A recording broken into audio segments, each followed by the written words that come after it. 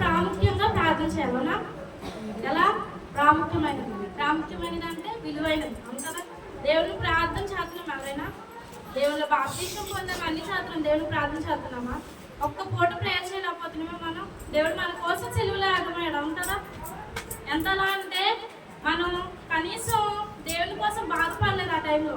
మన కోసం, మన పాపముల కోసం, మనం చేసిన దానికోసం దేవుడు ఎన్నో చేశాడు అవునా. మనం తింటాం తాగుతాం సుఖిస్తాం అవునా. అప్పటి నుంచి ప్రేయర్ చేయలేదు దేవుడికి. దేవుడు ఏమన్నా నాకు ప్రార్థన చేయమన్నాడు. ప్రార్థన పరిస్థితులు మారుస్తుంది అన్నావు, ఖచ్చితంగా మారుస్తుంది కదా. ప్రార్థన పరిస్థితులను మారుస్తుంది. నీకున్నా లేకపోయినా దేవుడితో దగ్గరగా మాట్లాడాలి. ప్రార్థన అంటే దేవుని దగ్గరగా మాట్లాడటం అవునా. అబ్రహాం కోసం ఎంతమందికి తెలుసు? అబ్రహాం కోసం ఎవరికి తెలియదు ఇక్కడ ఉన్న వాళ్ళకి? ఎవరు అబ్రహాంకి ఎంతమంది కుమారులు? ఎవరు? ఎన్ని సంవత్సరంలో పుట్టారు? అయినా దేవుడు వదిలేరు కదా. దేవుడు అబ్రహాముని ఉన్న పలంగా ఇల్లు ఖాళీ చేసి వెళ్ళమంటే అబ్రహాం వెళ్ళాడు కదా. ఇప్పుడు నువ్వు ఎవరైనా చుట్టాలు ఇంటికి వెళ్ళాలంటే ఫోన్ చేసి రామంటే వెళ్ళిపోతావా? షాపింగ్లు చేయాలి, అన్నీ చేయాలన్నా. అబ్రహాం ఉన్న పలంగా ఇంటిని అన్నీ వదిలేసి వెళ్ళిపోయాడు. దేవుడు ఎంత గొప్ప మేలు చేశాడు. పిల్లలు లేదు అయినా దేవుని వదిలిపెట్టాడా? దేవుని దగ్గరగా మాట్లాడాడు, దేవునితో మాట్లాడాడు అవునా. ఎంతలా అంటే భార్య కూడా దేవుణ్ణి అనుసరిస్తూ భర్త తెలియదు అవునా. భార్య భర్తలు ఇరువురుగా దేవుణ్ణి స్థుతించాలి కదా. దేవుని నుండి ఇంటి మేలు అంటావు. పిల్లలు లేకపోయినా అబ్రహాం ప్రార్థన చేయక 90 సంవత్సరాలకి ఆ సారాకి అబ్బాయి పుట్టాడు. ఎవరికైనా పుట్టారు అవును కదా. పుట్టాడు కదా, ఇస్సాకు అని పేరు పెట్టారు. దేవుడు ఎంత మేలు చేశాడు వాళ్ళ పట్ల. నోవాహు కోసం తెలుసు. మనం ప్రార్థన పరులుగా ఉండాలి కదా. విశ్వాసంతో ప్రార్థన చేస్తే దేవుడు ఖచ్చితంగా దయచేస్తాడు మనకు అవునా. విశ్వాసం ఉంది. ఎంతమందికి ఉంది విశ్వాసం? ఎంతమందికి ఉంది చెప్పండి. విశ్వాసం ఎంతమందికి ఉంది? విశ్వాసం అంటే ఏంటి? దేవుని పట్ల కొంచెం అన్న విశ్వాసం ఉంటే దేవుడు ఖచ్చితంగా నెరవేరుస్తాడు కదా. దేవా నాకు ఇది చెయ్యని భారం వేస్తే దేవుడు ఖచ్చితంగా దయచేస్తాడు అవునా.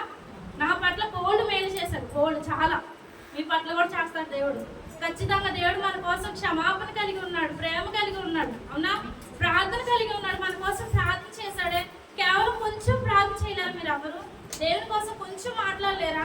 దేవా నాకు ఇది సహాయం చేయండి, దేవా నాకు ఎవరు లేరు, నీవు తప్ప నాకు ఎవరు లేరని ప్రార్థన చేయండి. ఖచ్చితంగా దేవుడు మీతో మాట్లాడతాడు అవునా. దేవుడితో దగ్గరగా మాట్లాడాలి. ఏమని? దేవా ఈ లోకానుసరమైన ప్రేమ వ్యర్థమయ్యా, నీవు గొప్ప దేవుడువు, నీవు మంచివాడు అని ప్రార్థన చేయాలి. అలా మంచిగా ప్రార్థన చేయాలి మనం. దేవుడు విడిచిపెట్టే దేవుడు కాదు, పట్టుకునే దేవుడు. నిన్ను ఎప్పుడు విడిచిపెట్టలేదు, నీకు గొప్ప కార్యములు చేశాడు. నీకు ఎవరు ఉన్నా లేకపోయినా దేవుడు ఉన్నాడు అవునా. దేవుడు లేకపోతే మీరు దేవుడి సన్నిధికి వస్తారా? దేవుడు మేలు చేయకపోతే మీరు రాకుండా ఉంటారా? కనీసం ఒక మేలు చేయకపోతేనే మీ చర్చి మానేస్తారే. దేవుడు మన కోసం ఎన్ని మేలు చేశాడు. తన తండ్రి తన కుమారుడు మన కోసం పంపించాడు కదా. సిలువ లేకపోవడానికి ఎవరైనా వదులుతారా?